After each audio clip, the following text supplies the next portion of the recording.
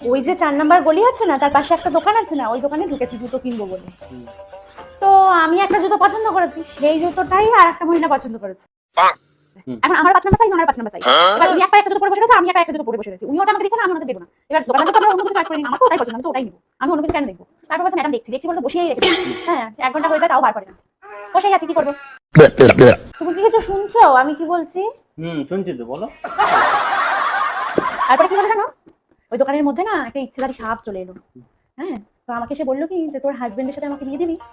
আমি বললাম হ্যাঁ দেবো, কোনো অসুবিধা নেই, দুজনে মিলে সারা জীবন ধরে নাগিন ডান্স করবো, ভালোই কেটে যাবে বেশ জীবন, খারাপ কি তাই না?